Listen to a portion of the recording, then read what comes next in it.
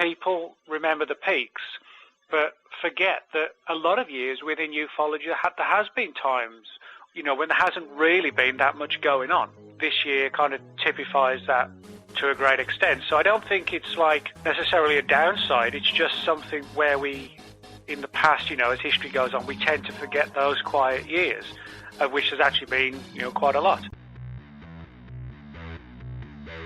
Ladies and gentlemen, Banal of America!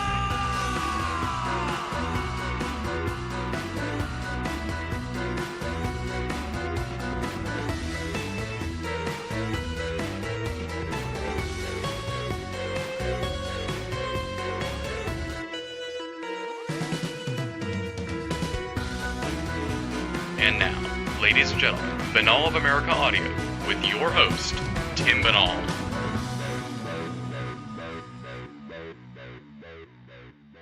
What is going on, my friends? This is Tim Banal of BanalofAmerica.com with another edition of BOAA Audio Season 5.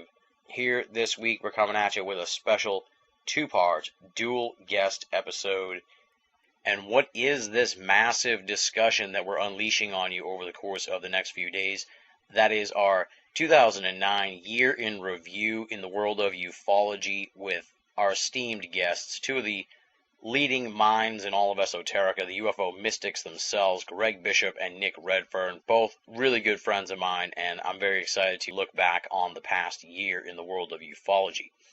As I've already sort of mentioned and beaten to death a little bit here at the beginning, it is a two-part episode. We ended up going 3 hours plus on this discussion on the past year as well as the past decade in esoterica. I got to tip my hat to Greg and Nick. They really went above and beyond for me here on this episode.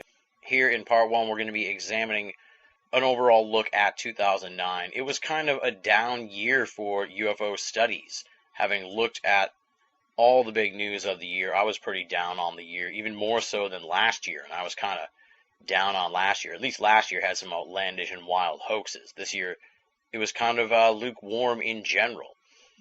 Nonetheless, there were a number of stories that created a buzz, not just in the UFO research community, but as well as in the mainstream media. I've cherry-picked those from the web, and we're going to be talking about them, and Nick and Greg are really going to provide some remarkable perspective to these stories.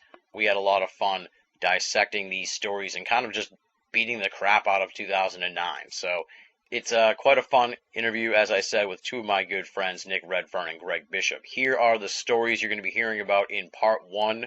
Bonus points to those folks who remember all of these stories, because some of them were kind of obscure, even though they were the hot thing in ufology at the time.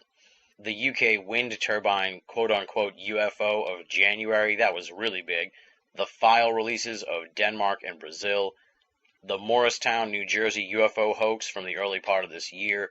The failed disclosure predictions for July in France and November in America. The Google UFO logo mania of September. I remember that one actually pretty well. The Socorro UFO hoax allegations from this past fall.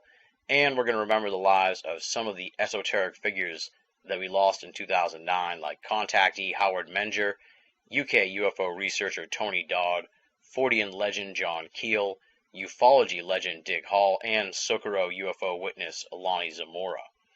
Let me sort of envelop the in-house note here into the beginning of the show.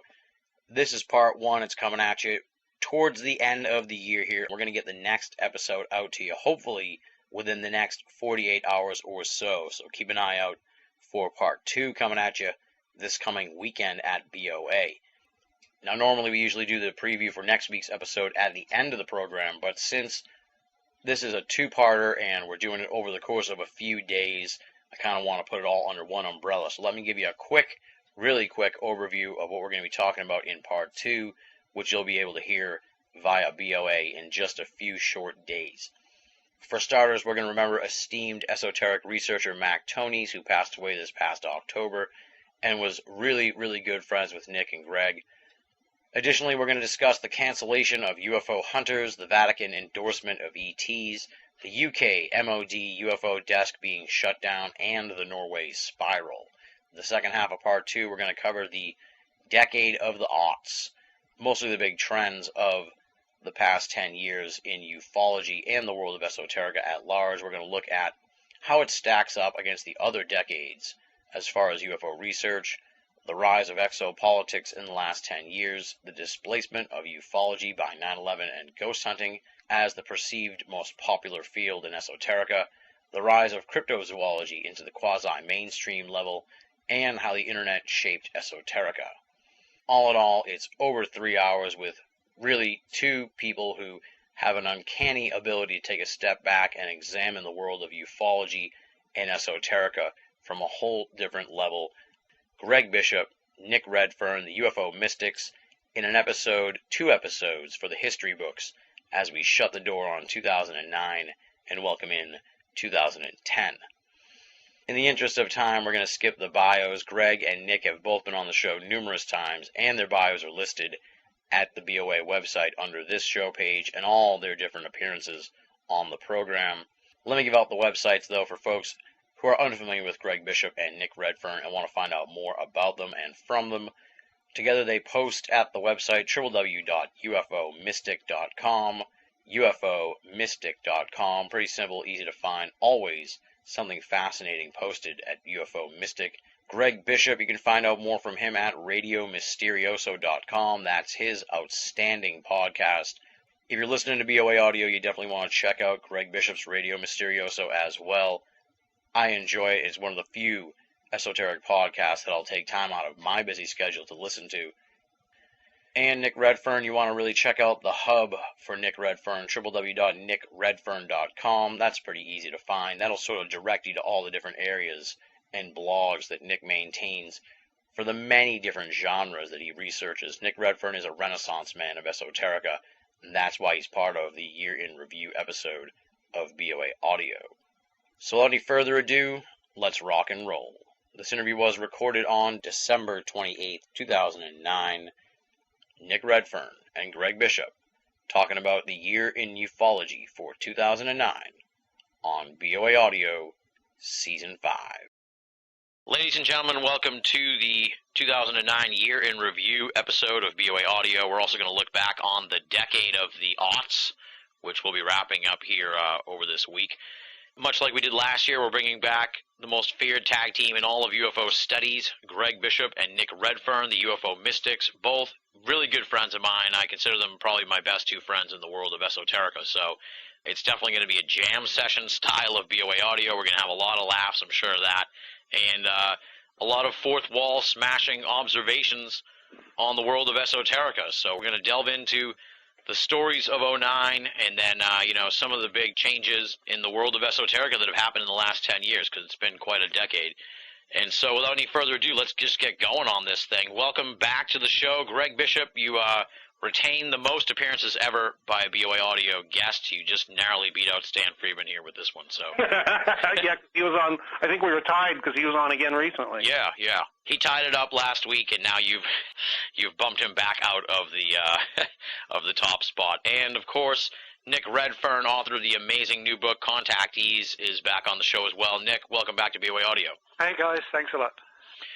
All right, well, as I was saying to Greg while we were waiting to get going here, I really kind of felt like 2009, I shit all over 2008 last year because it was a lot of hoaxes and a lot of just bad news, but it kind of got worse this year with less hoaxes and just more. Just wasn't really anything happening. I felt like it was kind of a down year, with the exception of a lot of noteworthy deaths, 2 very prominent disclosure claims that never came to fruition, and a lot of small setbacks. Maybe they weren't so small. We'll see, I guess, like the MOD UFO desk closing down and UFO hunters being canceled, and that Morristown, New Jersey UFO hoax. So it seemed like it was kind of a crappy year for the UFO scene. Not so much that bad news, but almost just no news. When the biggest story of the year, one of them was a rehash of the Sakharov case, that kind of tells you all you need to know about 2009. But I know that of anyone I know in the world of esoterica, Nick Redfern can shine the most nastiest of turds. So I asked him first. I've never heard it quite put like that before.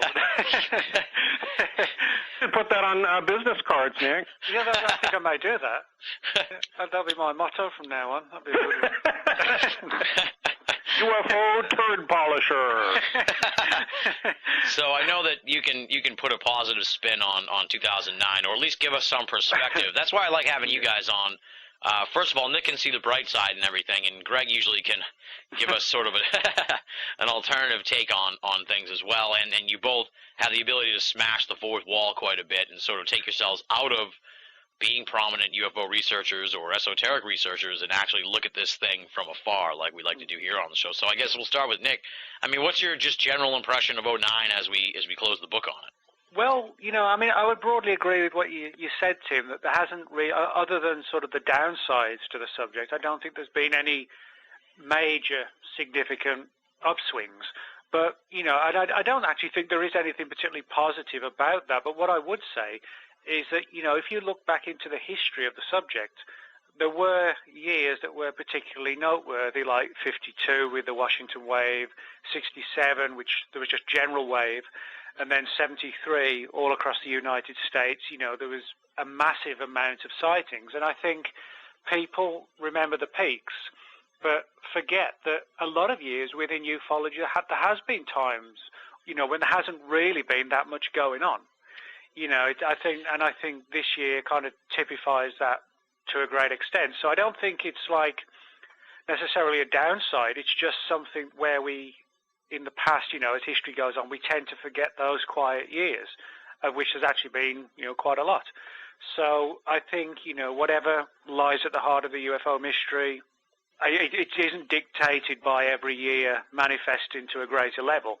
That's one of the things that we find. It's very unpredictable. You could look at 52 and think that was the impetus for an invasion or a disclosure. It never came. You could have said the same at 73. Wow, it's really building up. Next couple of years, it goes quiet. And so I think all I can say is, this year was a quiet year, but in the bigger, broader spectrum of ufology, it's like, so what? Exactly, yeah. Well, I'm almost like looking forward more to the decade discussion than the 09 discussion, because it's going to be a lot of depressing news that we're going to be talking about. But what did you think, Greg, of 09? Same thing as Nick. No, no. Nick's point's well taken with the perspective, but the thing about UFO study or whatever, people paying attention to it now. I think what we're doing partially on this, program, and others, we've done with the year in review, are looking at things that kind of got out of the fan base, the UFO people that are just into UFOs, and got out into the general public, which is something that's a bigger deal, because then, there's more of an awareness, and that really didn't happen this year really at all. And the other thing is the way that UFO study is now. We've got the internet, and 10 years ago we really didn't have it that much. I mean, people only really started using it in probably between 2000 and 2005. So sometimes we tend to think there's a lot more going on than there was, just because communication's so much better, and something happens and everybody knows about it within hours. Right.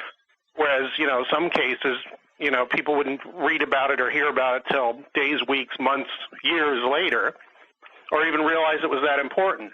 Now you've got, hundreds and thousands sometimes of people discussing a case and the ramifications and what's going on right now immediately, practically. And, for my entire life of reading weird stuff and being into it, this is, a lot different than it used to be, and I think that's the main thing that makes it different in UFO study and in anything, is just the gathering and the dissemination and the communication of information, of raw data. It's just it's exploded in the last decade or so, and so since we've got a bigger magnifying glass, it seems like there's not some blockbuster coming along every 2 or 3 years, or even every 5 or 6 years, on the level of like a Lonnie Zamora or a Travis Walton or something like that. In fact, it's hard for me to think of anything in the last 10 years except for maybe the Stephenville thing. So it's just, it's a matter of perspective, I think.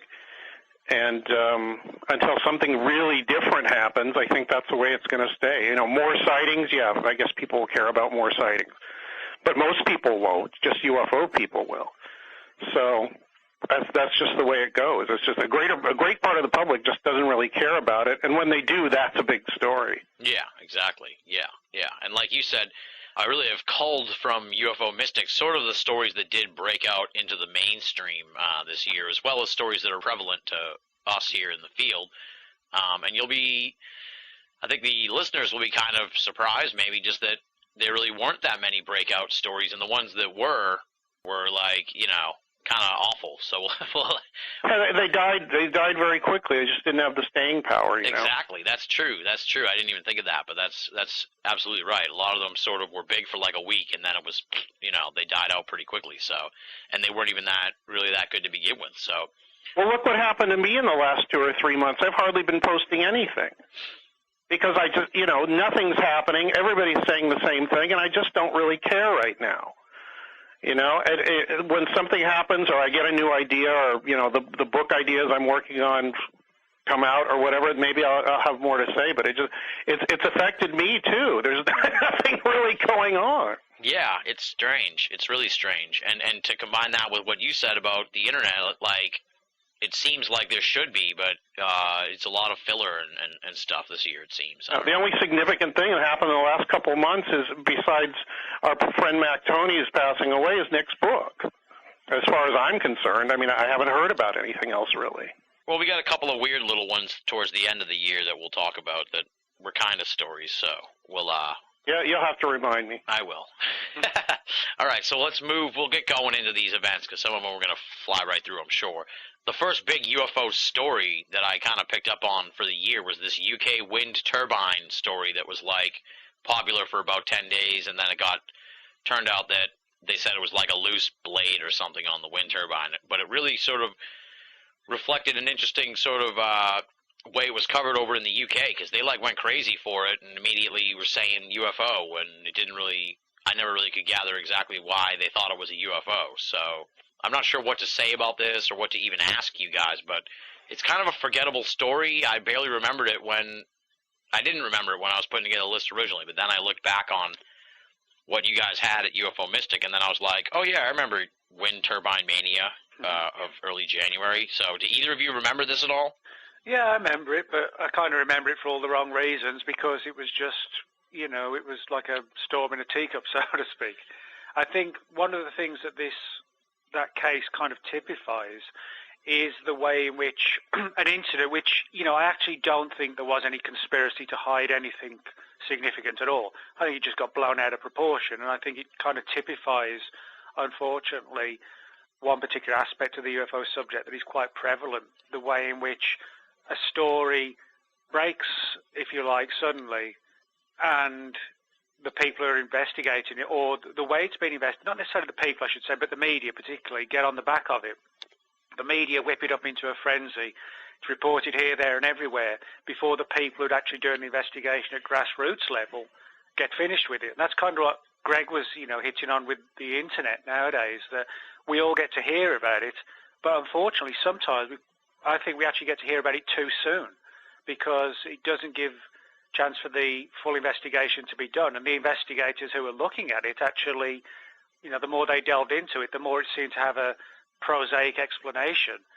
So I think, although the internet's a great tool, there is something to be said for the idea that, hey, let's kind of play, if it's going to get out there quickly, let's not go overboard with the story. Let's, do it step by step and not have it just thrust into the general public to where it looks like afterwards we look like, we didn't do the full investigation to start with, rather than the other way around. So, that's sort of my take on it.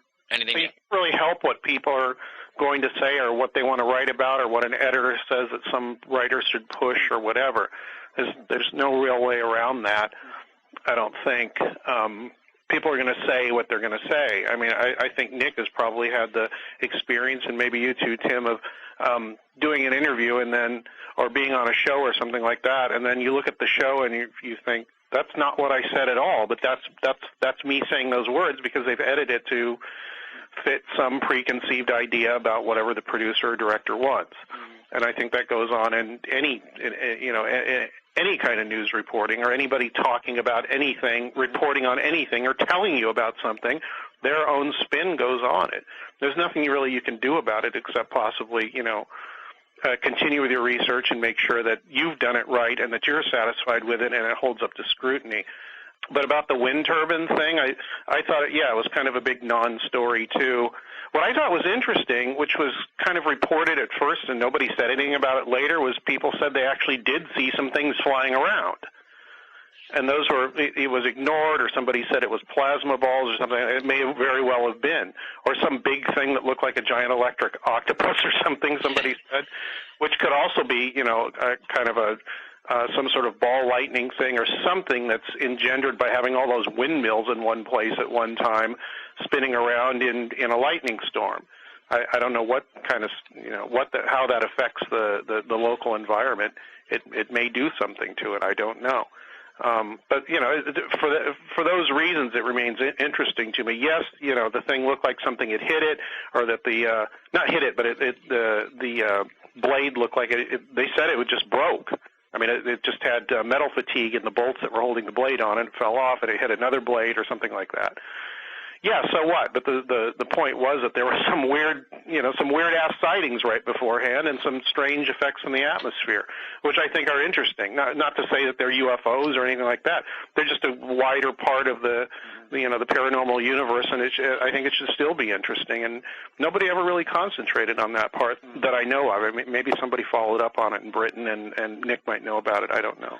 Well, yeah, just to follow up, not so much specifically on those sightings. I don't know too much about the investigation of those, but this is kind of what I mean. That the fact that yes, there was something, some genuinely interesting sightings to begin with, but then it all got kind of locked into this thing with the wind turbines, and it was almost like from day one we're expected to conclude that it's all connected because that's what the story was. Yeah. And, that's what I mean about, the people at grassroots level, letting them complete their investigation, and then let's find out before, the rumor mill's churning all over the place, and then part of the story collapses because it seems to have a prosaic explanation, and then everybody forgets, like, as Greg just brought up, the genuinely anomalous parts. So, I think that's an important thing to remember, is that the issue of completing the investigation, so one bit that may collapse doesn't eclipse the fact that what kicked the story off in the first place, shall we say? Yeah, exactly. All right, so we've given more time to the UK wind turbine story than it probably deserves, so we'll move to the next one. Well, it brings up other things too, and it's valuable, especially how Nick brought up jumping on things before there's any proper research done. Yeah. You can't really help that. I mean, if he's talking about UFO people that are interested in the subject, yeah, I agree with him. Don't jump to a conclusion no matter what it is. But people love to do that, so, there's not too much you can do about it. Yeah, exactly. And the point that you guys were both making, too, that sounds like once the UFO thing got disproven, then they just stopped looking into it at all, and they left all that other stuff that you found interesting on the table, probably. So it's like, that didn't help anybody at all either. Mm-hmm. All right, now the next story I'll also group in with another story here from 09, and they're kind of the same ilk, so we'll just do them together. Denmark releases all UFO files. That was the end of January, and then in the beginning of May, Brazil declassified its UFO files. I found it kind of interesting just that it's getting kind of blasé now that these countries are releasing UFO files. I think, 4 or 5 years ago, either one of these stories would be like one of the biggest stories of the year or something, and now they're just sort of like piling on this ongoing international UFO file release thing that's happening. So, and it almost might go into, the decade in review, because it seems like that's been one of the biggest stories of the decade. But did either of you guys look at this information, and has anything good come out of it, or is it sort of more of the same of what we've been getting from all these other different countries where they just put out UFO reports, and it's like, thanks, but we have like 100,000 plus UFO reports now, so we don't need any more, thank you. Well, I mean, I can tell you something about the Danish reports is that, what's interesting is that they actually do quite closely parallel what's being released, in other countries, where you have a significant number of reports from the general public, which could frankly be anything from satellites to little green men from Venus, you know what I mean? Yeah. Where there's no real answers, but Mr. Jones saw a blue light 2 weeks last Wednesday or whatever, that sort of thing. And amongst those reports where you're not really able to do anything with them because of the time frame and they're so vague, there's a few interesting military reports, pilot reports, radar reports, but nothing substantial and no evidence that it's all leading to some hidden MJ-12 type group, just a bunch of guys who collected the reports, were slightly baffled by the fact that they realized something a little bit odd was going on, but it wasn't attacking us, but it wasn't landing and saving the rainforests either. Yeah. And it just went away as mysteriously as it appeared, or the incidents occurred as mysteriously as they finished, and the relevant agencies logged the reports. That's pretty much what the British MOD do, what Blue Book did. Some of them have continued, some of them washed their hands of it because I suspect the phenomenon wasn't acting in a way which the military is used to acting when it comes to a potential hostile nation or whatever. Now, as for the motivation for releasing files, on the one hand, you could go down the full-on conspiracy path that all these nations are releasing their files purely and simply because it's part of some preparation process. At the other end, the complete other end, you have the argument, which is being put forward by a lot of people, particularly in the UK, is that because, as statistics show, the UFO requests are the biggest subject requested under the terms of the British government's Freedom of Information Act. And literally hundreds of man-hours are being taken up just responding to sometimes, the same requests from hundreds of different people, everybody asking for the Rendlesham Forest file, etc. So the MOD took the idea of, well, let's put all the files out there, then that'll free up everybody requesting the files. Yeah. They can all get them, at the same place, download them as PDFs or whatever. So, on the one hand, you could look at the bureaucratic, sensible approach, if you like, of releasing the files versus the real, conspiracy angle at the other end of preparing the public, or, no pun intended, you go with the grey area somewhere in between. We could argue that all night, but I think all the files are ever going to tell us is that the government knows something, but it's never going to the files they release, at least, are never going to lead any further than that. Greg, your thoughts? Yeah, well, pretty much the same as Nick, but then in the larger picture, you were asking about all these different countries releasing files, and like Nick said, they all release the same damn thing. It seems like it's a report that was followed up on. It's either unexplained or explained, but it's not. If it's unexplained, they still don't know what the hell it is. And that's the position of every government that decides to release their UFO files is. We looked into it. We didn't know what it was, and it didn't seem that important to national defense. So here's the files. Have a nice day. Go to town. Have fun. And it just seems like if there is something that somebody knows, that's not going to be released. I mean, as Nick and I have both said, I think what's not being released is ignorance of what the phenomenon is, where it comes from, or how to control it. That's the secret. And I don't think that's in a file anywhere. I think that's in people's heads.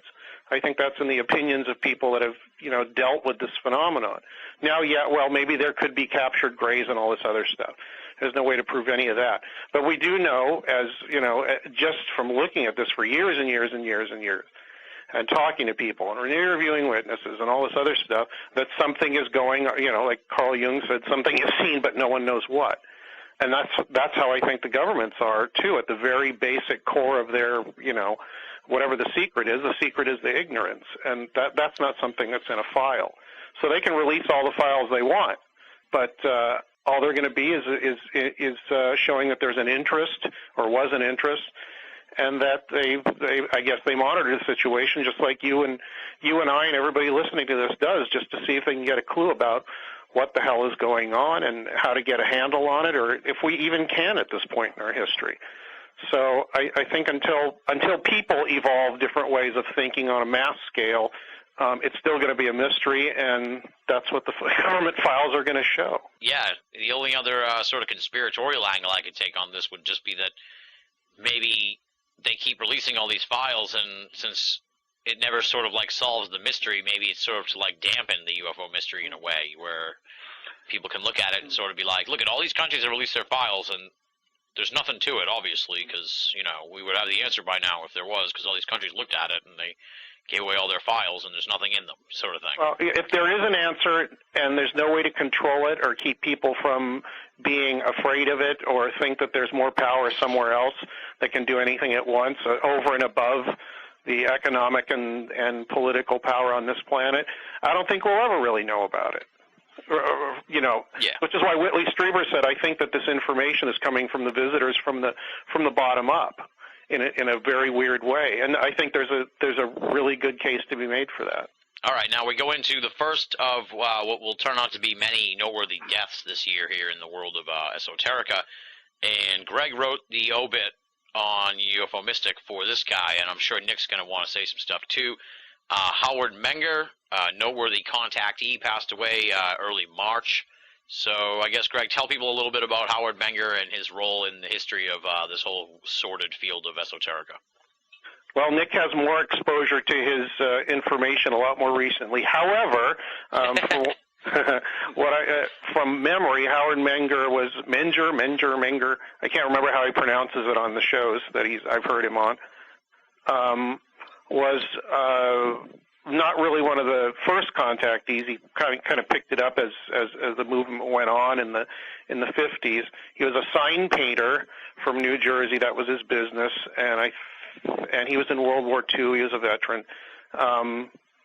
And he wrote a book called From Outer Space to You, where he said that he had contact with space people from when he was a child. There's one weird part of his story, which I think Nick got into in the book, which was he many years later, after he'd been on the circuit for a while, he appeared on the Long John Nebel show, which some people may know about, and said that the whole thing was made up and that he had done it as part of an experiment for the U.S. Army in psychological warfare. And then he recanted that later and said he said that because somebody told him to. And as the years went on, he kept showing up at UFO conventions and eventually just stopped. But he was going up into the 1980s and carting around free energy motors and anti-gravity things that he said the space people told him how to build. However, none of them really seemed to work very well, except when he did get them working, it was just,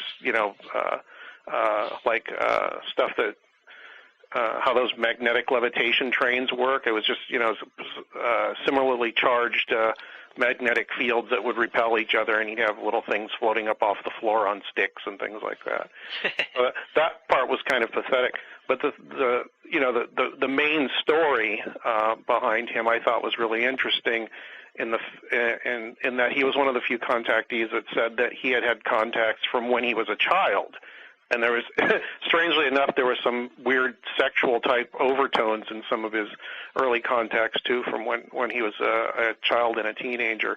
But he never really made that explicit. I guess people didn't do that back then. And he was married, and he met. What was Connie Menger's original name? I can't remember her name. But he met her at a contactee gathering and realized that she was some woman he used to be married to on the planet Venus. So he divorced his wife and married her. And they had a very happy marriage, apparently, right up to the end. Although apparently Menger was a bit cantankerous and sometimes got moody and got hard to get along with. But seems like Connie was very patient and loving with him, and they raised, I guess, nice family, and the kids went off to do whatever. I don't think they really had anything to do with their father's contactee stuff. But he's another one of those spiritual message, harmless kind of people that just was worried about us blowing ourselves up in the 1950s and 60s, like everybody else was. Okay, yeah, Connie Menger's maiden name Weber. Mm-hmm. That's it, right. No relation to Alfred Weber that we know of. No, I think Alfred Weber was R-E-B-R-E, and hers was R-E-B-B-E-R. Okay. W-E-B-B-E-R, yeah. Nick, anything to add to that? I know you obviously wrote the Contactees book, so this guy probably is someone who's been on your radar for a while. Yeah, I mean, Greg pretty much excellently summarized and accurately summarized who Menger was and, his stories, claims, etc. What I would say is that, or what I would add, I should say, is that I think Menger, like a lot of the people from that period, typifies the definitive contactee. There were some who were under the radar that have long been forgotten, and sometimes for quite justifiable reasons. But he was one of the ones that, I suppose, when people think of the contactee movement, they think of Adamski, then Van Tassel, Williamson. It goes down, and Menger's, within the sort of the top 5 or 6 that people tend to think of, I think, at least people are aware of that, that long-gone era of ufology. And I think, he typifies the definitive character aspect of the contactee field that is, I suppose, quite starkly missing, in a lot of UFO witnesses and experiences today. That they were definitive characters, and in some cases for good reasons, in some cases for bad reasons. Sometimes the line was blurred, but Menger was definitely one of these that, as Greg said, he told the classic tale of peace and love, and like a lot of the contactees, whether he was speaking truthfully, whether he was, being deceitful, or whether it was somewhere between the two, and he didn't even realize it. I don't know, but like a lot of these people, his life was transformed, and he went from just being, I shouldn't say just being a sign painter, no, nothing wrong with being a sign painter, but, his life was radically changed from one situation to another. And I find that interesting that many of the contactees reported that, yet a lot of UFO witnesses, certainly abductees report similar scenarios, but a lot of UFO witnesses, today it's more blasé. Perhaps it's, we're more open to the subject. But back then it was a real transformative situation. I think, Menger kind of exemplifies that angle of the subject, if you like. Yeah. Sounds like the kind of thing you almost wish you could have talked to him like in the last few years, because maybe then he would have opened up a little bit more about what was really going on back then with the Long John Nebel thing and a lot of this other stuff. Maybe I haven't finished Contactees, so and we're going to do our own like sort of separate. Well, why not? Interview. Christmas, dude. I've been busy with Christmas. But I'll have to sort of pick your brain on that sort of thing when we do that. But it would be interesting sort of to hear from the ones that are still around, really, if they open up a little bit more about what, a little more behind the scenes sort of thing that was going on back then. There's not many of them left now. All right, now I'll turn this one over to you, Nick, because you're from the UK. Tony Dodd passed away at the end of March. Yeah. Talk a little bit about Tony Dodd. I didn't know too much about him, but I know that he was kind of a force over there in the UK UFO scene. Yeah, he was. Tony, I met Tony on several occasions and got to know him quite well because he was the director of investigations at a UFO magazine, the English UFO magazine that Graham Birdsall, who died in 2003, published with his brother Mark. And I'd known Mark and Graham since probably about the mid-1980s. As Graham once put in his magazines, he said, I even knew Nick when he had hair. But I'd known Graham and Mark since about the mid-80s, when their magazine was literally like a little stapled, lecture set type production put together in Graham's mum's front room, I think, something like that. That was, in the really newsletter fanzine type era. And Tony lived in the same county as Graham and Mark, which is North Yorkshire. And North Yorkshire, for those on this side of the Atlantic who may not be aware of it, it's sort of very much like a very countryside, typical English countryside, rolling hills and woods and fields and, sheep and cows and little farms, that sort of thing. And Tony was a police officer and did a lot of night duty. And as you can imagine, when you're driving around on patrol on places like the Yorkshire Moors, which looks like the Northern England equivalent of Dartmoor, where the Hound of the Baskervilles was set, there's not a lot of light pollution. And Tony, on one occasion in 1978, saw a flying saucer of almost like a classic George Adamski type, even with the tripod undercarriage, if you like. And obviously developed an interest in UFOs there, came on board with Graham and Mark, and became the Director of Investigations of Quest International, which was the group that ultimately Graham and Mark set up to publish the magazine. And by the early 90s, UFO magazine was a newsstand magazine, and it sort of really propelled it, to huge levels across Britain. It was like the premier newsstand magazine on UFOs, and they were being consulted left, right, and centre by the media all the time. Huge conferences every year in the city of Leeds, and Tony, uncovered a lot of data. He travelled all around the world to conferences and lectures, and would routinely write up reports in the magazine, investigating cases, and that continued on until in the early part of this century, when I think he sort of went a bit quieter with it and put some things on the back burner. I guess, retiring, not so much retiring from the subject, but, not having such a huge workload. So, but, certainly in the 80s and the 90s, he was a huge force in British ufology in terms of investigations. With the loss of Tony Dodd, and I know Graham Birdsall passed away quite a while ago, I guess what would you say the landscape of the UK UFO field is nowadays? It sounds like it might be sort of fractured. Well, that's what I would say, pretty fractured. I get back there quite a lot, and, I think one of the things is that if I get back, say, 3 times a year, you notice the differences, I think, more than if you're just kind of coasting along within it all the time. Yeah. And one of the things I have found is that, there's no newsstand magazine on UFOs anymore in Britain.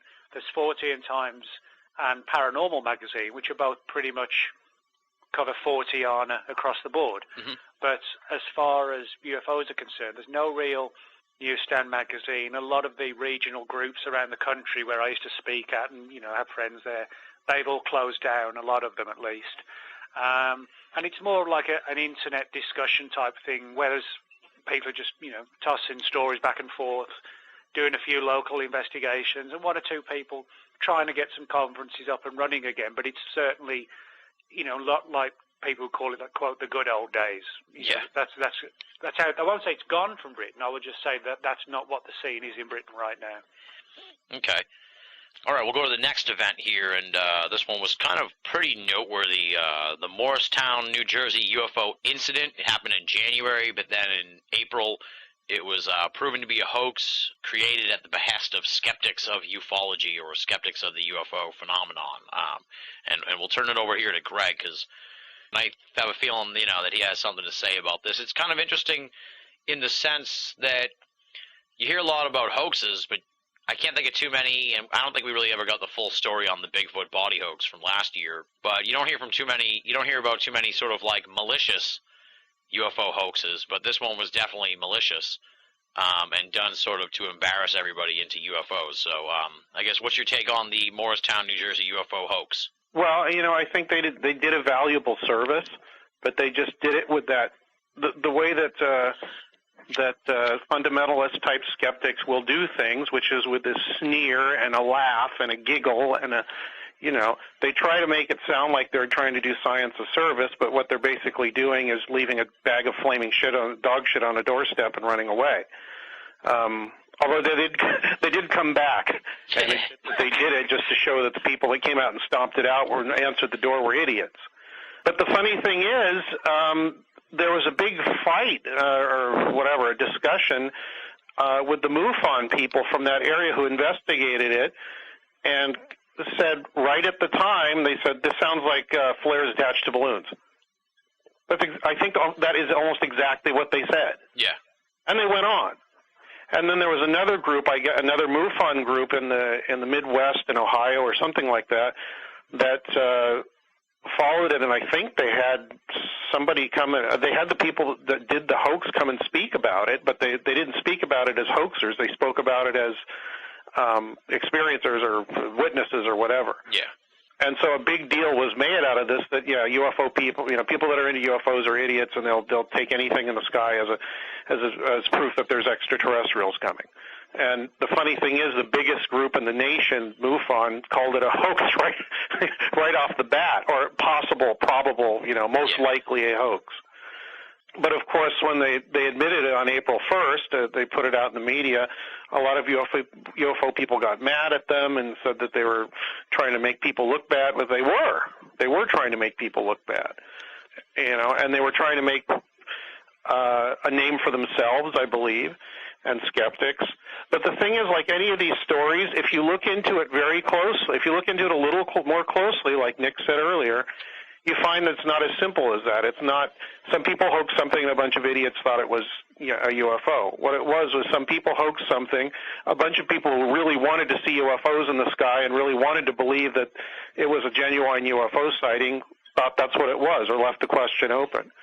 And some people who had a lot of experience with looking at sightings and reports and all that said that it wasn't really worth their time to look into it anymore because it didn't really tell them anything, and it was probably a hoax. So it like Keith Thompson's book, Angels and Aliens, it talks about the mythology of UFO study and the spread of rumors and stories and all that. All the players were there, everybody played their part. The believers believed, the skeptics were skeptical, and the fallout was just, bad taste, a bad taste in everybody's mouth on one side, gloating on the other side, and a bunch of people in the public who did hear about the story thinking, because the news never really covered the MUFON angle, I don't think, in a wide way, thinking UFO people were just dumb people that want to see stuff in the sky. So, in some ways, the skeptics are fundamentalist skeptics. I'm sorry, I'm not going to say skeptics because true skeptics I agree with. In a very real way, the people's preconceptions, as long as it falls into the proper box for the preconception, that's the way it's going to be remembered. Not the person that took the time to look at it objectively and try to make sense out of it. That nobody remembers those people. Yeah. And that's unfortunate.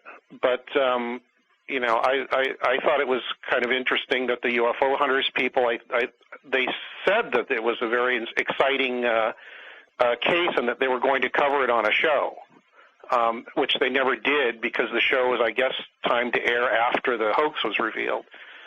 So I don't know. Would they have gone in and looked at it and said that, oh, no, it's a hoax and just not even worried about it or what? I have no idea. But there was also a big deal made out of William Burns and the people from the show thinking it was something that was worth their time when it really wasn't.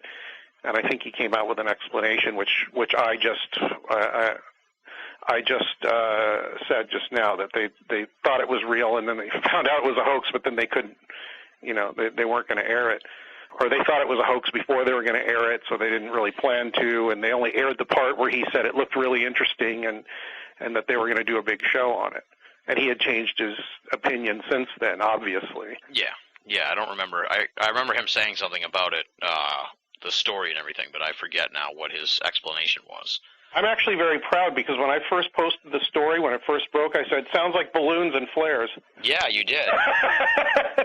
I was impressed. I don't know, but it sounds like balloons and flares. Anything to add to that, Nick, or you think we pretty much nailed that one? Well, the one thing I would add is that, Greg makes a valid point about where he said, he felt it sounds like balloons and flares. The unfortunate thing is that, neither the media nor the skeptics want to hear that from Greg. They want Greg to endorse, well, not necessarily Greg, they want somebody to endorse it and then say, gotcha. Mm-hmm. That's what they want. And, it's unfortunate that there are people of that mindset who, are in a gotcha type mode. It's like, do they have nothing else to do than try and gotcha somebody? Do you know what I mean? Exactly, yeah. That's what I don't understand. I mean, there actually, valuable studies have been done into the way in which misperception can occur. For example, you can hoax something. Like, for example, you fly something in the sky and you ask 10 people to report what they saw. Even if it's a constructed thing with a blue light in one corner, green in another, and a red at the other, and a flashing white one in the middle, you're going to get a few discrepancies in the reports. And you could argue that you can learn some valuable things from that because, arguably you have the original radio-controlled model or whatever it is that's flying around. You can see how and why people misperceived it, and maybe you can learn something from it. I don't endorse people doing that, but at the end of the day, you could learn something. The whole point of just like a gotcha approach, I just don't get it. It just doesn't make any sense to me. Why don't you do something valuable with your time? Yeah. Yeah. Brought up the flaming bag of poop on the doorstep. Well, I tell you one thing, I sure as heck am excited. We've got about 4 hours to the new year, and so I think it's time to start it up. You're listening to Banal of America Audio. Oh, and Brennan, Denise called and she said she can't go out with you on New Year's Eve because she's not your girlfriend, she's your therapist. Is that what she said? Yeah. She's a rascal. All right, now the next one is another story that sort of, I don't even remember it breaking originally in the first place, so I was kind of surprised to see it here when I was looking back at the year on UFO Mystic, and that's Roswell debris found, analyzed, and this was the beginning of May 1st. They had a press conference in Roswell, and I think the people behind the sci-fi thing said they found some debris, and they analyzed it, as the title suggests, and I don't remember anything else even coming out of it. So do either of you guys remember this story? And was there anything of note in it? This is how bad 2009 was, folks, that we have to really dig for stuff that moderately was fairly big news, I guess. But that did kind of stick out to me that they would be having a press conference and stuff. And surprisingly, I don't even remember hearing it in the first place, much less any follow-up to it. Personally, I don't, unfortunately. Yeah. I vaguely remember it like you, but that's about it. Yeah. Well, what I remember was that I don't think it was all a UFO group. Yeah, now everybody's going to, they're going to come in and yell wrong as they're listening to the show. I think it was people associated with UFO researchers found some stuff by looking in the area that supposedly one of the crashes had happened, or something had bounced off the ground and then crashed, 100 miles away in Corona or something like that. But as I remember, what they found was nothing really that amazing. They found some pieces of metal which weren't really that amazing. You can find pieces of junk out in the middle of cattle country all the time. Well, they found one interesting thing, which was some plastic. And the plastic was, I can't remember the name of the plastic, but it was supposedly developed in 1949. So what was it doing there in 1947? But still, it's terrestrial plastic. Yeah. And, of course, you never know. If something is classified, you never know when it's developed, or they start to use it or test it, or something might go wrong and pieces of it appear somewhere. Whatever the compound was, that plastic, maybe somebody was testing something to do with aerospace at that time, and that plastic was part of it. It was left there. I don't know. Or maybe it was just some junk that's been washed down from somewhere. Exactly, yeah. Onto that property. So, because it doesn't really prove anything to the point where you say, aha, this is something important associated with the Roswell incident. That guy, Nick, who was the guy that was at the Chuck Wade? Was that it? Oh, yeah. Uh-huh. Twice when I was giving a talk, he stood up and said, well, what do you say about this? And he held up these, pieces of metal framed in this frame, this little wooden frame with a plastic cover over it, all labeled and everything. He said, well, what do you say about this if you think they're not coming from other planets? I said, what does that have to do with UFOs coming from other planets? It's some metal you picked up somewhere. Yeah. And he said, well, we have to do testing on it, and it's gonna prove that it's extraterrestrial metal. And it's like, well, I said, you know what? Come back to me when you get the testing done. And he got mad, sat down, and crossed his arms and wouldn't talk to me again. I'm sure he's sincere, and I'm sure he really wants to prove what's going on there, but there's not often a piece of something from a sighting whereby you can analyze it and say that there's no way that this was made on Earth, because there's some compounds you can only make in 0G or through, some kind of process where you can, what's that called, when you put two metals together? Alloy? Yes. there's certain known processes for making alloys, and then there's some alloys that shouldn't be, that aren't supposed to be able to be made because the atomic structure of the elements won't allow them to do that. However, some of those can be done in 0G. So, if they find something in the middle of a ranch in New Mexico, buried far enough down with other things that are of that period, and it's something that could only have been made in 0G, then you might have something, maybe. Yeah. Or either that or two metals alloyed in a way that's never been done before that seems to have some kind of strange properties, like that nitinol thing that was a big deal last year. Exactly. Well, I guess, it wouldn't be a year without a Roswell story, and it just goes to show you that at least there's some people still beating the Roswell drum here in 2009, so... I apologize in advance for getting all kinds of things factually wrong. Because I, as you and Nick both know, I mean, you look at so many things, and a lot of things get jumbled up in your head. The main point is that we're looking. What I was talking about was something that will prove that there's something unknown going on. Exactly. Yeah. So far, all we've got is basically witness testimony, and that's about it. As far as I know, witness testimony augmented by, radar or photography or video or something like that. But that's so far as I know, as far as the general public's concerned, that's all we've got. Exactly. Okay, I think we can leave that one behind because, much like Roswell, that's sort of a withering story. All right, the next story here, and this is literally wraps up the first half of the year, so it just shows you how little was going on. This was the first of two impending disclosures that never came about. And surprise. I know. And this is another great prediction that you got right, actually, here, Greg, when you posted it.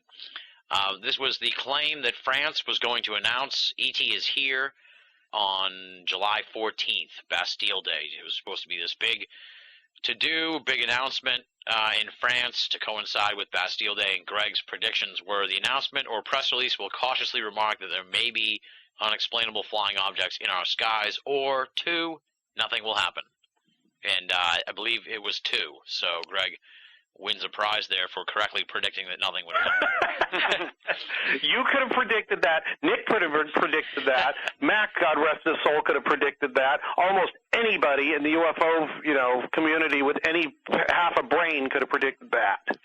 Well, then I'll lump that in to another story that happened more recently, because there's no sense in going over this meme twice, and that's the Obama UFO non-disclosure of November 27th. That was the same, essentially kind of the same story. It's going to be a big to-do. He's going to announce it on the Friday after Thanksgiving. I believe Michael Salla was the one that said this, so I have to take him to task for these kind of crazy pronouncements. So, 2 big disclosure dates come and go in the year. I don't know what to say really about this. It's disheartening that this kind of crap is still going on. That's really all I can say. Why is anyone even putting this kind of stuff out? Well, I mean, my view is that when we look at stories like this, we always need to remember that people in the subject, a lot of people, through no fault of their own often, because, it is a long, historic, complex story, even just going back to 47, never mind, pre-47 with the Ghost Rockets and the Foo Fighters and everything else. But if you look back at the last 60 years, what a lot of people forget or don't even realize is that, every few years we get this story surfacing, the government's going to tell us the truth. In other words, they're going to reveal the fact that aliens are here. And, if you go back in the last 20 years, for example, there were rumors, excuse me, that, the Reagan, when he used to give his speeches, talking about, I wonder what would happen if we were facing an alien threat, that was going to be the precursor to preparing us. The idea that the release of the FOIA material in the late 70s was going to do the same. There was another thing about, for example, an early 80s, the early 1980s with the whole thing with Bill Moore and the MJ-12 documents. Was this going to be leading up to something else? Robert Emenegger in the 1970s. the rumors about Eisenhower in the 50s. You know, Kennedy was on the verge of releasing it before he got shot, and that's why he was shot. You know, that rumor. We hear these stories in different formats throughout ufology, and unfortunately ufology doesn't always have a long memory, and so when these stories surface again, it's perceived as a big thing, but it ultimately is a letdown. In the same way, you know, Nostradamus predicts something's going to happen in 1999, it doesn't. Somebody else predicts something else is going to happen in 2001, and it doesn't. You know, it's one of these things where people are always willing to give it the benefit of the doubt for the next time, and you know, sometimes it's worth saying, well, don't give it the benefit of the doubt anymore. Just stop. You know. That's the thing, and at least like amongst the people I know, that seems to be the case. Where a lot of people I know are sort of rolling their eyes. I'm wondering who out there actually is still believing this stuff. But I guess it's maybe neophytes and true believers. Probably that's about all. Well, a lot of it is also people are new to the subject, and that's not their fault. You know. Unless you actually go out and you've got the money to buy 100 books and a stash of back issues of UFO magazine or trawl the net for 2 weeks, you're not necessarily initially going to know all about these very, very similar scenarios that have come before. But you can find them, and then your view changes when you see these similar claims and predictions being made now. Yeah. Greg? Well, it's like, and I'm sure you're both aware of this book, the When Prophecy Fails. Mm-hmm. What happened in that book, if people don't know, was that a group from the University of Wisconsin, I think, or maybe it was Minnesota, infiltrated a UFO group in the 1950s, and the woman that was channeling the aliens said that the aliens were going to land on a certain hill when the world ended on a certain day in the, I believe, mid to late 1950s, and it didn't happen. And, about half the people took off. They said, well, forget it. I mean, she was lying and it didn't happen, or she didn't lie, or she was mistaken or something. But a bunch of them stayed on because they thought it was a test of their faith. And there's a quote I put in Project Beta from one of the people that stayed on, and he said, I've given up everything. I've invested my whole life in this. I have to believe in it. Yeah. So it's one of those things. It's like a faith. I mean, it's your faith is tested, and then you wait for the next one. And in some weird way, I guess that's part of some parts of human nature, that you can have a belief system. It can be tested to the point where anybody would think it's ridiculous, but yet you still believe in it, and you still believe that your faith was going to be vindicated, because you have to after a while, because you keep saying it. Exactly. Yeah, like those people we met at Unarius when I was out there in California, who'd been out there for like 20 plus years running the Unarius building. Yeah, that's right. I mean, they're totally harmless. Michael Salla is harmless. It's kind of silly. It's interesting, I guess, in a psychological and social sense. But as a factor in understanding what the UFO mystery is, I think it's a minor sideshow. To me, it's a minor sideshow. Unfortunately, it gets a lot of play. Until the media gets tired of somebody saying something over and over and over again, then they start to ignore it. I mean, it's the boy who cried wolf thing. Yeah, exactly, yeah. Well, I made the point on another show, Paratopia, that I was on this past week, that when you get a prediction like that so horrifically wrong, as Michael Salla did, he should kind of be held accountable in the sense that at least tell us who told you November 27th, dude. If some inside source told me that there was going to be disclosure on November 27th and it turned out there wasn't, I'd be like, here's who told me, guys, so don't blame me. Well, I'm sure whoever told him, if it was an inside source, has got a perfectly good reason, as far as Michael Salla is concerned, why he said that, or she said that. Yeah. Meaning, I really wanted to help you, but the political timing was wrong, or this happened, or that happened, but, I really wanted to tell you, it really was going to come out, but it was out of my control, and sorry about that, but wait for the next one. And he will. That's for sure, yeah. Yeah. You'd think if there was going to be disclosure that they wouldn't want anyone blowing the whistle on it ahead of time anyway. So it's like, if you really want disclosure, maybe you should just shut up and let it happen instead of fucking telling everybody there's going to be disclosure next week, and then they, in your theoretical world, they probably get cold feet because everyone's freaking out now or something. So yeah, if there's ever going to be disclosure on anything, it will not be announced. Exactly. That's the disclosure part. So, all right, we can leave those two behind as well, I think. Nick, anything else you think to add to that, or? Not really, other than the fact that, I think one of the important things that not just this discussion on that particular event, but some of the other things we brought up tonight, kind of, for me, reinforces the issue of why it's so important for people who are interested in the UFO subject, interested in learning about it, to have a broad historical knowledge of the entire subject and what's gone on. Because, when you see the big picture, as big as we can see it, as, how we've had these parallels and with cases and claims and, prophecies in previous years, we can learn a lot and, not be jumping up and down like crazy people waiting for the announcement when we realize something similar has gone on 20 years before and 10 years before. So I think, this is another classic reason why people need to acquaint themselves with the whole subject, not just the last, 5 years or what goes on the internet. Mm-hmm. Exactly. All right, that wraps up the first half of the year, and we move now into the second half. And the first story of the second half of the year, very sad one. One of three really major deaths. Of course, there were many other deaths this year that we've already talked about, and others we're going to get to. But this one was a real pioneer and an icon in the world of esoterica. John Keel passed away early July. I know both of you guys were hugely influenced by John Keel, I guess. So, we'll turn it over to, we'll start with you, Greg. What do you have to say about the passing of John Keel and his tremendous influence on esoterica? I think his influence was his theories, not really his research, because he did a lot of research. People just say, oh, he made all this stuff up. And no, he did. He went out and researched this. But he went out and researched it and formed his theories based on what he saw in the field and on his experience and not what other people had said. Mm-hmm. He didn't go read other people's books and then go out with this preconceived idea about what he was going to find. And plus, I think he was quite a bit of a maverick, so I think no matter what he was going to do, as long as he avoided everybody else's opinion and came up with a strong enough one on his own, that was part of his goal.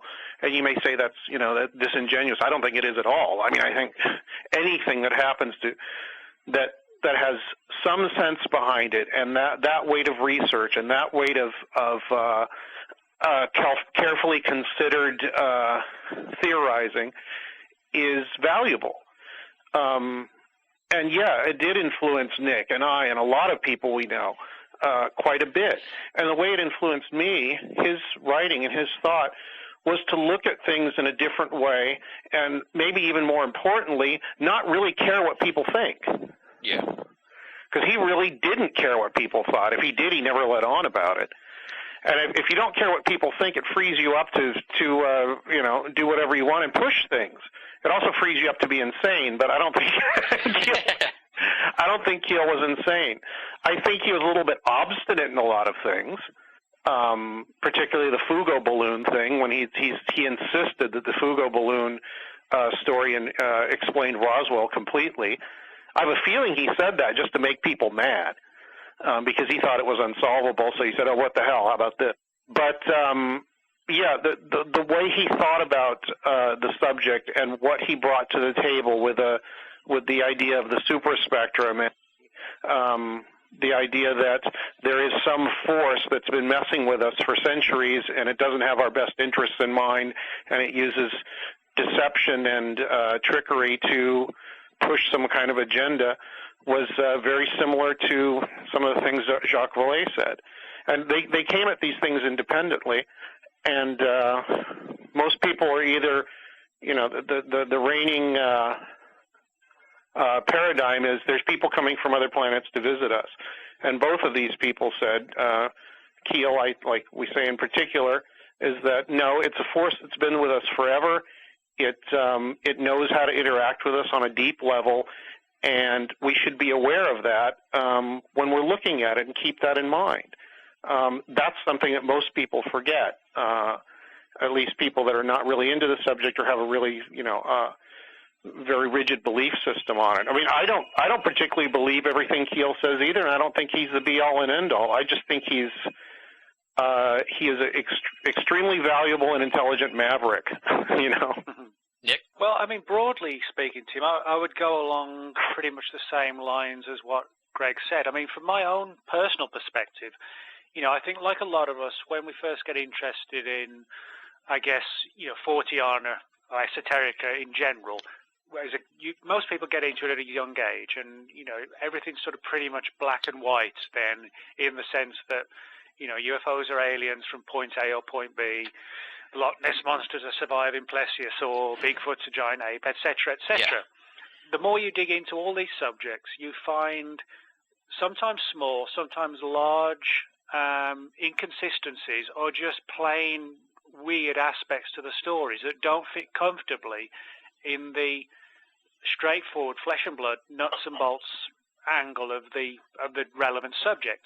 And I think for me, when that realization first hit me, that, hey, hang on a minute, yes, there's a real mystery here, or mysteries, but it's not actually what it seems to be. Keel, for me at least, more than anybody else, was the one who was sort of speaking in a way that I could appreciate, that he understood and realized that, yes, something's going on, but don't force fit the evidence into one particular paradigm because that's the one subconsciously or unconsciously you want it to be.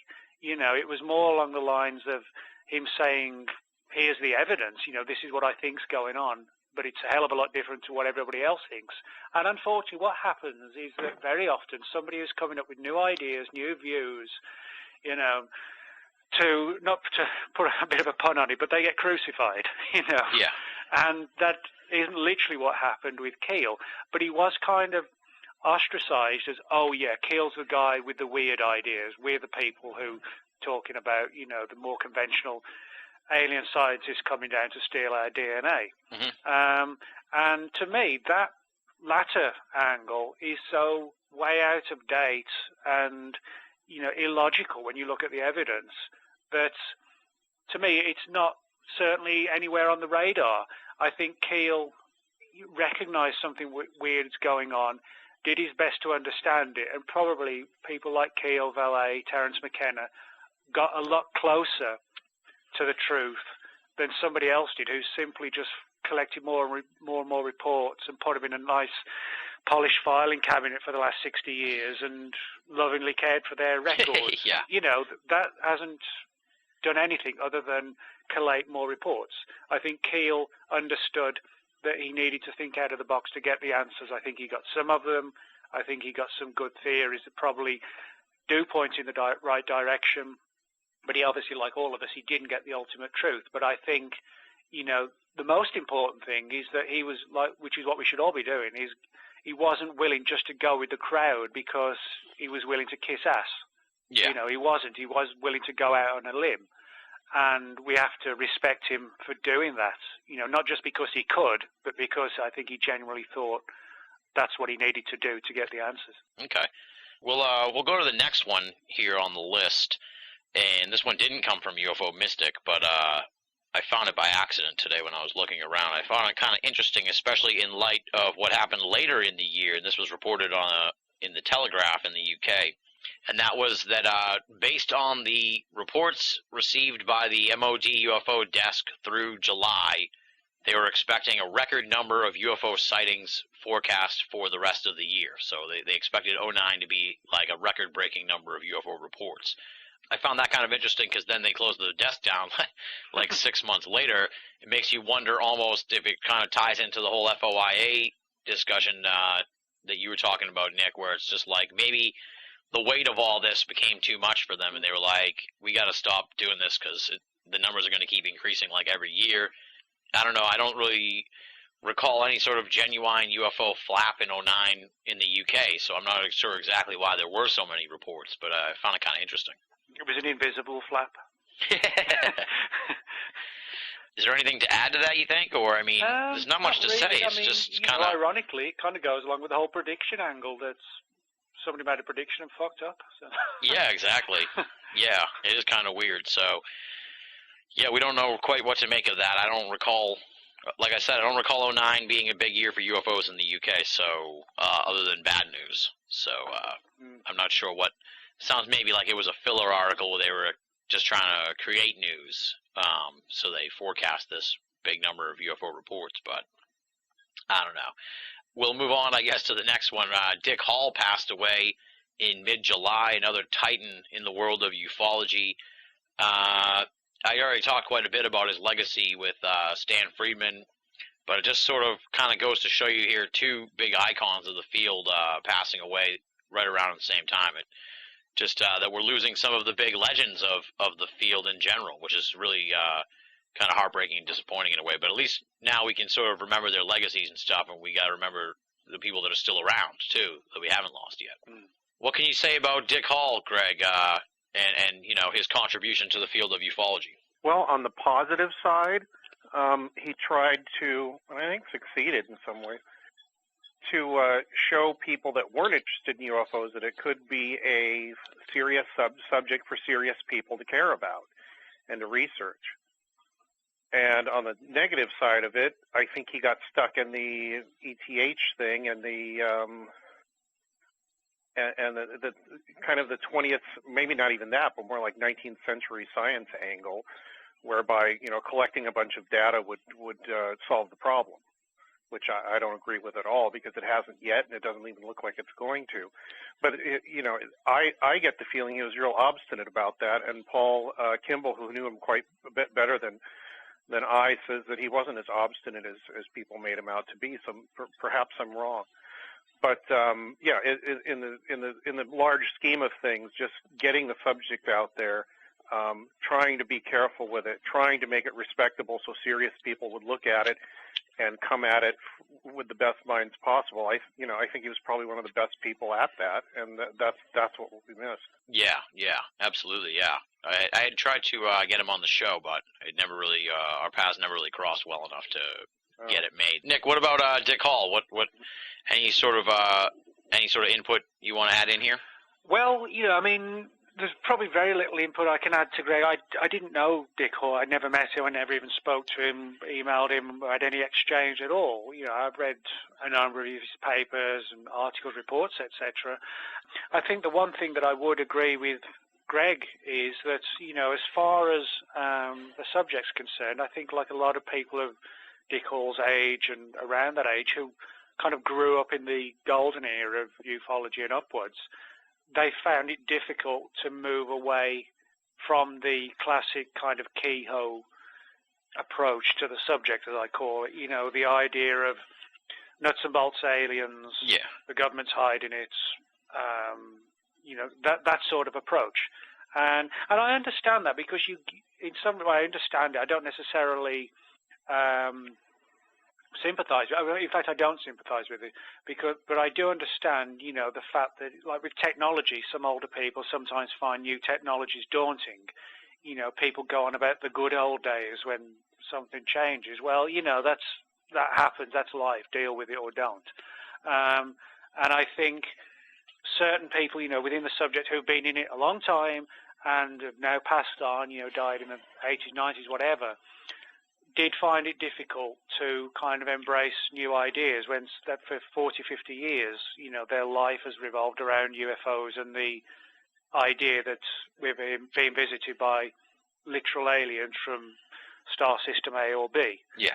Nothing wrong with having a belief system and investigating it, but, you know, don't do it at the expense of just totally ignoring or shutting out other possibilities. All right, we'll move to the next story here. This one, I think, speaks to two things in the UFO field. A, the desperation for news in 2009, and B, the desperation for acceptance and validation from people who are into UFOs. And that was the Google UFO logo craze of early September.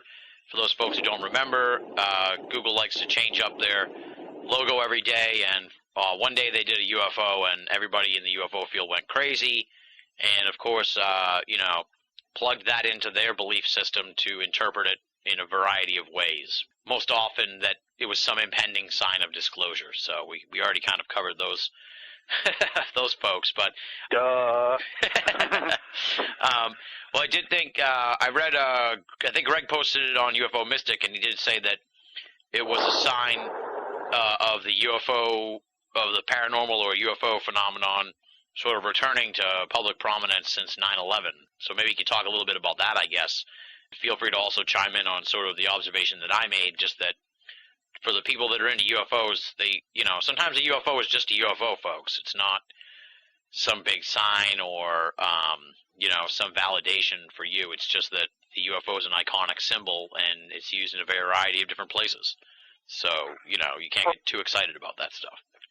Yeah, well, for a lot of people, the UFO is like porno. I mean, it's just like, it just gets them really excited, and if anything could connect into that somehow, they'll do something. They'll believe it because it validates their whatever their desire.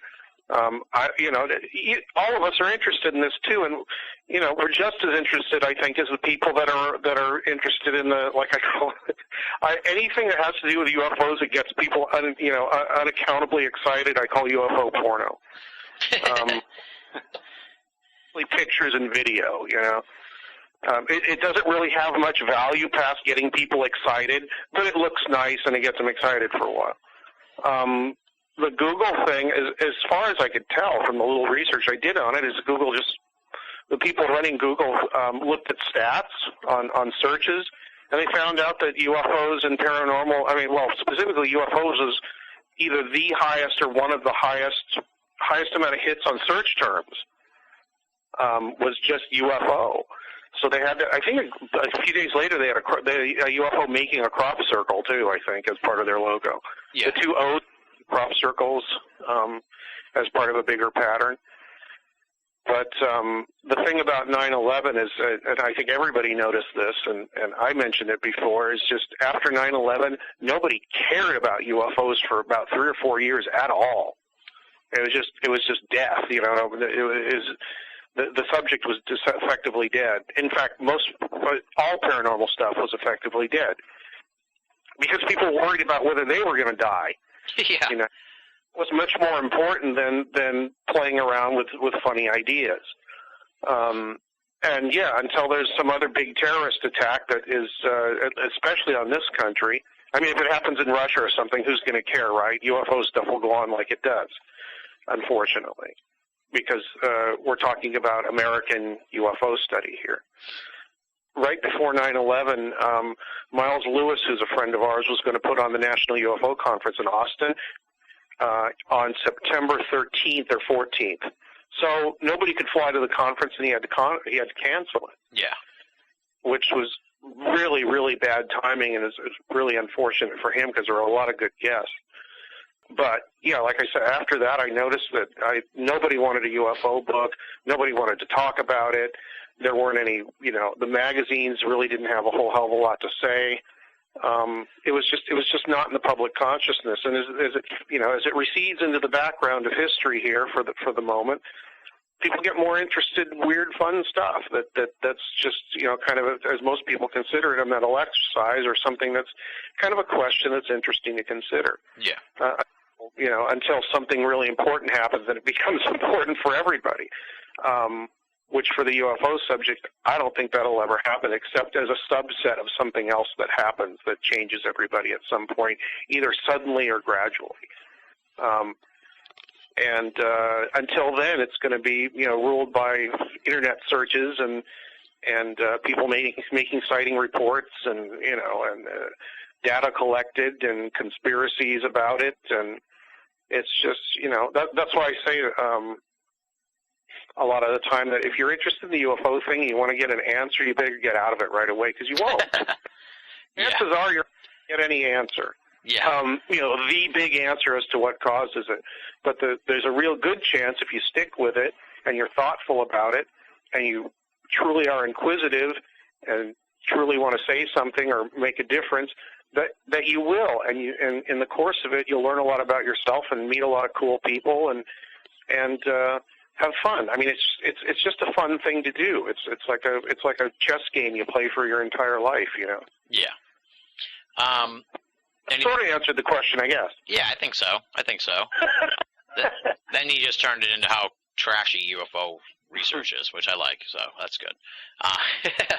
What about you, Nick? Anything to say? Anything to say about the Google UFO mania?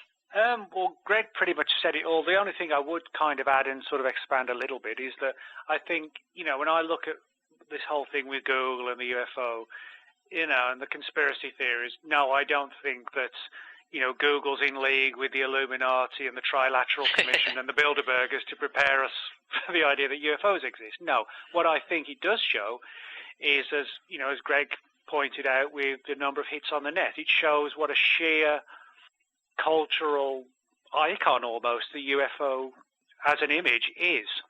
And, whether it's Google, whether it's mainstream TV advertising, anything that becomes like a part of popular culture and an icon gets used by whichever medium wants to make use of it. We don't need to see hidden hands and sort of Machiavellian things going on in the background. Unfortunately, ufology and the people in it often ignore the easiest answer, which is often the correct one. They always go for the complicated conspiratorial one. It's unfortunate somebody in ufology dies. Well, what were they working on when they died? Rather than taking note of the fact that they were 85. Do you know what I mean? Yeah, exactly. That's the thing. That I draw that analogy with the Google thing. Okay, yeah. Seemed like that. Seemed like a lot of people just sort of jumping on it and then fitting that. Sometimes, a UFO, like you said, sometimes a UFO is just a UFO, and you don't need there to be any other aspect to it. Exactly. All right, the next big story probably was, I'd say, in the top 3, if not the biggest story of the year, which is kind of sad. The Sakharov UFO hoax allegations, I guess we'll call them. And we'll pair that in with Lonnie Zamora passing away about 6 weeks later. I really didn't even look into too much of the whole story of the Sakharov hoax claim, just because it was like, this is a wicked old case, and I don't really see the point in rehashing it too much.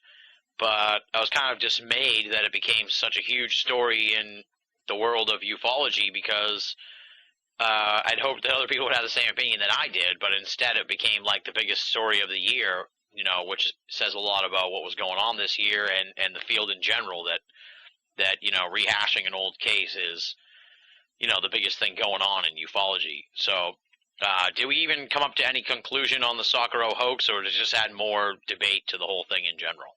Angela Joyner asked me about this, and she started correcting me because I didn't get all the facts straight on it. So obviously she knew more about it than I did. She's a reporter. She looks into things. What I got from it, and from in a big picture way, as I read more of Brigalia's posts, I think I read all of them. But I think that his main reason for posting that was on UFO Iconoclast. The main reason was to piss people off. And secondarily, he thought I think he genuinely thinks he's not doing this just to piss people off. That's a fringe benefit. Did I say it was the main reason? No, it's a fringe benefit. But looking at his evidence and the things he brought up, the letter to Linus Pauling, the supposed way in which the hoax was done by New Mexico Tech students in 1960. Oh, damn it! When was Socorro? 66? Four. Thank you. In 64, it seemed to get more and more ridiculous with things like certain hot air balloons, a rear projection screen. It's like, how do they get all this stuff out there and fool this? But the upshot of the whole thing was there were a lot of perhaps and could be's and, almost certainlys, and there was no statement from the person that actually perpetrated the hoax, or the people that actually perpetrated the hoax, saying, yes, this is what we did and this is how we did it. And I think people are still waiting for that. And until then, I don't think it's a solved case. And like I said before, I don't care if it's solved or if it was a hoax. I couldn't care less. Fine, it's solved. We can put that one away. It's not any sacred cow to me. There aren't any sacred cows, for anything, not just you, but for anything. So, if he comes up with some, basically with the person that did it, or somebody that knows the person that did it, it can explain exactly how it was done, I'd be more apt to believe that, I'd be more apt to believe his theory, his story. He certainly believes it. He just thinks he has to get, one more piece of information or 5 or 6 more or whatever. And he's, the little back and forth I've had with him on it, he's not nasty or anything. He seems like a nice enough guy. It just seems like he really wants to put this one to bed based on some stuff that he's heard and a few things he's uncovered. Now, it may convince him, but the important thing is to convince everybody else, to convince his peers, and maybe even more importantly, to convince somebody that is, doesn't even have a stake in the matter one way or the other, like me or Nick or somebody. Like I'm sure Nick doesn't care if it's a hoax or not either, do you, Nick? No, I mean, my view is that, if you're looking at the UFO subjects, we need to look at the evidence and the cases and try not to look at them with a belief-driven head. But unfortunately, a lot of people within ufology, do hold highly regarded beliefs about not just the subject in general, but specific cases. And I think with Tony Bragaglia's investigation of the Socorro case, I think one of the problems that faces ufology is that unless somebody comes up, with the hard evidence, and I do mean evidence that proves it, that would stand up in a court of law, it doesn't matter, because the believers will continue to believe.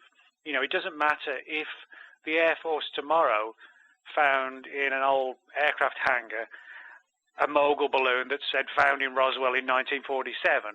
The believers will say that was somebody in the Air Force counterintelligence office found an old bit of paper and an old typewriter, and they did that deliberately to dismiss Roswell. So in other words, unless hard definitive proof of a hoax comes along, it actually won't make any difference to the people who hold rigid, firm beliefs about the case. It won't matter in the slightest. And that doesn't mean we shouldn't look at all angles to see where the case leads, and if it's a hoax, then dismiss it. But unfortunately, the history of ufology is replete with cases which are obvious hoaxes, yet they still attract massive amounts of supporters, purely and simply because the person is so entrenched in the belief system to some extent that they want to believe it, and they've invested so much time in it, perhaps even money, that it cannot now be anything else than what they want it to be. So, yeah, I'm up for anybody, digging into a case and seeing where the evidence leads, and if, they honestly believe it's a hoax, that's great. But without the evidence, no matter how good the argument is, it is a case almost of, well, what does it mean to ufology if nobody believes it? Because they don't want to believe it. So. Nick brought up something interesting, or made me think something interesting. Well, I did say I think he did this just to piss people off, or part of the reason was. But the thing is, I don't think that personally, but that's important to get people to question their belief system, and to see, when it's challenged, to see how they react to having their belief system challenged. I think that's a valuable part of having that, of Tony Bragalia writing that piece. Yeah. Yeah, no, I actually, me and Greg tend to agree on a lot. So one thing I actually do disagree with, I actually don't think there was an angle of pissing people off. But, that's what we're doing here. We're debating. But, broadly, I think hoaxing, outing a hoax, it's almost like a losing battle because people don't want to hear that. Yeah. And people should be open to all the different scenarios. I think he's happy people got upset because he thinks he has the goods. Mm-hmm. And like I said, that the fallout of that, which is valuable, at least to me, is that it shows that people are so entrenched in their belief systems they won't even listen. Sometimes that's true. Well, what do you think of the whole notion that just like it's kind of sad that was like the biggest story of the year, a rehash of a 45-year-old case or something like that, I mean, obviously it was a down year for UFO news in general, but still, well, we're kind of spinning our wheels here a little bit.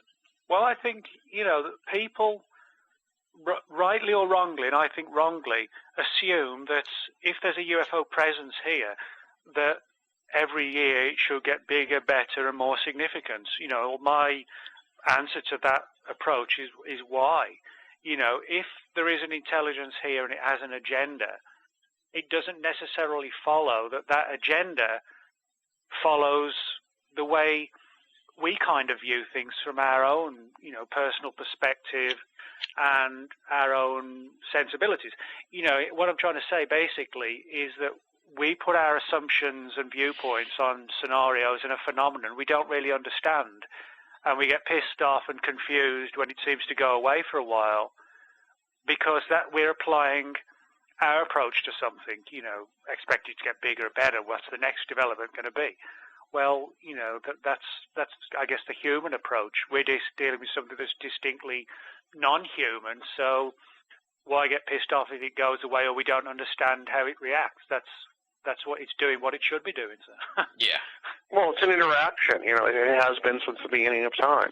The interaction, I think, is more important than, and who we are is more important than what that, maybe more important than what that thing is. And whatever that thing is, I think it considers that more important too. The interaction and our perception is far greater part of the equation than most people want to admit. Yeah. And then Lonnie Zamora passed away. Is there much we should say about that, other than he was the driving force behind the Sakharov case, because he's the witness of the whole thing? Well, yeah, he was. Without Lonnie Zamora, there wouldn't be a case because there wouldn't have been a witness. Well, there were other witnesses, I think, but it would have just been kind of saw something flying through the air over the highway. I think there were a couple other witnesses around the same place at the same time. There are all kinds of attempts to impugn his honesty, most famously with Phil Klass saying that Zamora had conspired with the mayor of the town council to create a hoax so that they would get more tourism there or something. Ridiculous sounding, and I don't know what he used to back that up. Most assuredly nothing, except a story he made up that he liked. The guy did see something weird. He saw it clearly enough with his glasses for us to know that it probably wasn't a balloon. I've never been able to buy that balloon explanation, because the flame shot out the bottom. A balloon flame doesn't shoot out the bottom; it shoots up. Yeah. So the only argument with that was, he couldn't tell because his glasses were knocked off. It's like, well, I don't know on sight, but there's so many factors in that case that he reported and repeated, again and over to make me think that he honestly reported what he saw. What he saw, I don't know. But, any attempt to, impugn his honesty or his integrity or whatever is just, I don't think that's the important part of the case. The important part of the case is to figure out what he saw, and if Tony Borghelia can figure it out, good for him. And if he can't, then it's still a mystery. And I think Zamora stayed. He stayed in Socorro until he died. He's buried there. I do kind of find it interesting that he's sort of an example of what used to be kind of a trend, but doesn't seem to be anymore, where, for lack of a better term, like the witnesses to these events became celebrities, or became so well known and tied to the event, sort of like the whole Kenneth Arnold thing. And nowadays we don't really sort of tie people into the UFO events anymore. That's an interesting observation. You're right. Yeah, I don't know why or what have you, or if it's just because the best sightings we have now are mass sightings, so we have so many people, or what. But it seems like that's something that's from a different era. Well, it's because I think people have a lot more input now, so something can take your attention away a lot quicker. And when those were landmark cases, because there might have been 10 other cases that are better than that happened the same year, but they didn't get reported, and nobody really investigated them, and it didn't make the national news and all that. Yeah. Now, you'd have all those 10 cases reported, and Lonnie Zamora would have been lost in the middle of it, I think. Well, maybe not lost, but I don't think it would have, because of communication, it's the speed of communication, like we talked about before. It didn't get lost in the shuffle. I mean, it was the star for a while, and it still is. Yeah. It's like, who remembers some second-rate Hollywood star that's probably in 400 films, but you'll remember Gary Cooper. because everybody knew about that. Maybe that's a bad example, but you know what I'm getting at. There you have it, folks. That does it for the first half of this week's edition of BOA Audio Season 5. As noted, Part 2 will be coming at you in the not-too-distant future, hopefully within the next 48 hours or so. I'm going to put a rush on it as soon as I get this episode posted to Banal of America. I want to give huge thanks, of course, to Nick Redfern and Greg Bishop, the UFO Mystics, for coming back on the show and giving us a tremendous amount of time to discuss 2009 as well as the decade of the aughts. Once again, their websites are ufomystic.com. That's got stuff from both of them there. RadioMysterioso.com is Greg Bishop's outstanding podcast, Radio Mysterioso. And NickRedfern.com is the website for Nick Redfern, where you can find linkage to all of the various branches of esoterica that he has researched. Since we're pressed for time, and this is a two-part edition of BOA Audio, we're going to skip out on listener feedback this week. I have been insanely busy this entire month, unbelievably busy. I've got so much email piling up in the BOA Audio listener feedback mailbag that I've got to just sit down and collate this stuff, look through it, and figure out what we're going to read next. I know I teased Keith's email at the end of last week's episode. Stay tuned. We'll have it on Part 2 of this lengthy conversation with the UFO Mystics. Until then, if you want to get a hold of me, if you got some thoughts on the first half of our year in ufology, it's pretty easy to get a hold of me. There's 3 ways. Let me go through them really nice and quick for you.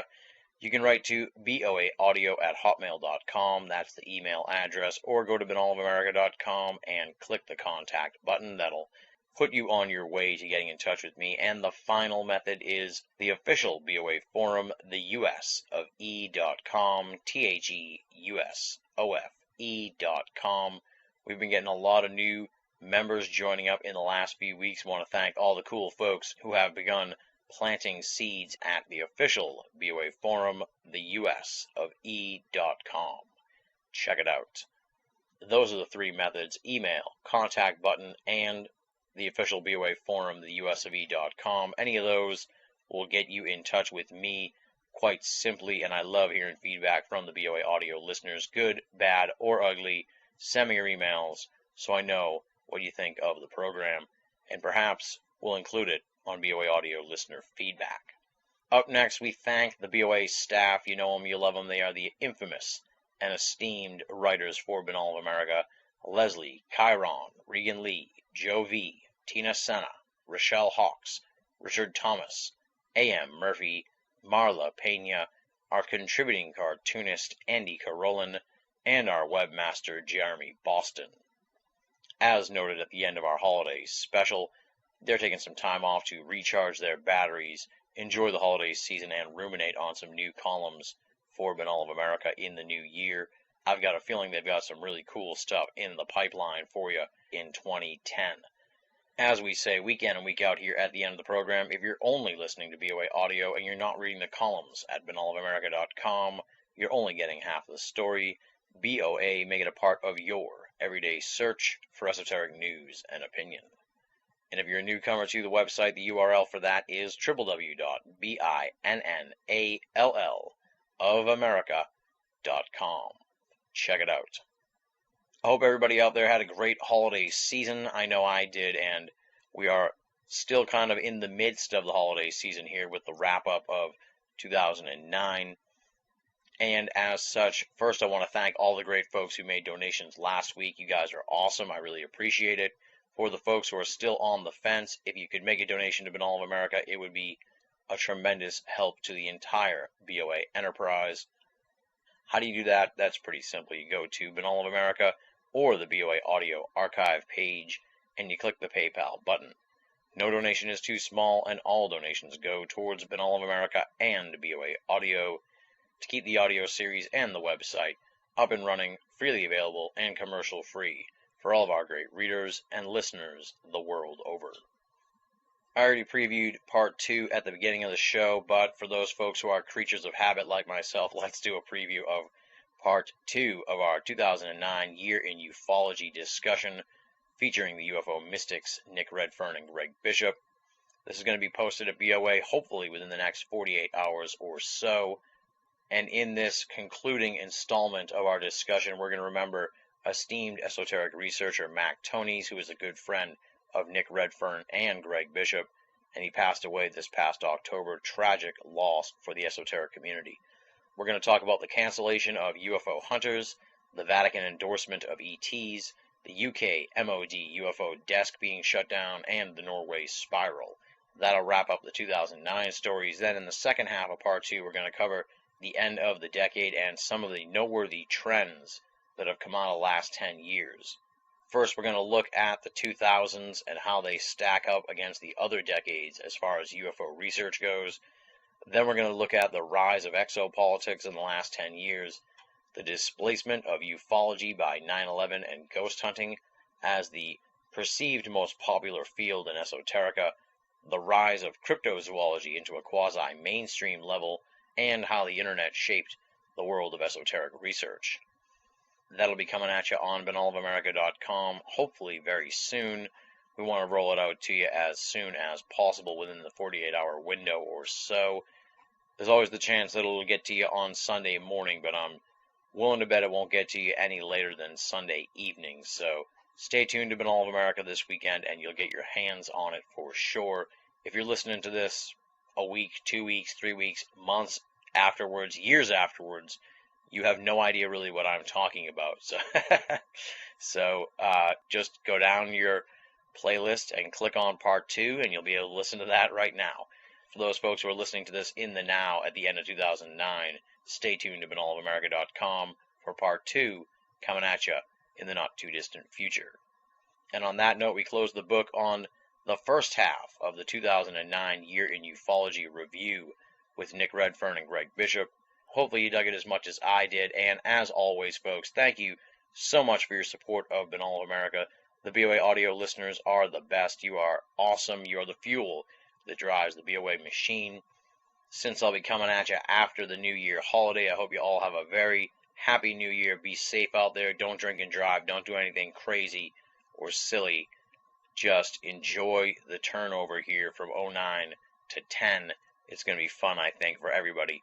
And come on back to Bin All of America after you've shaken off your hangover and pick up part 2 of this conversation with UFO mystics. Until next time, this is Tim Bin All, thanking you for listening and signing off.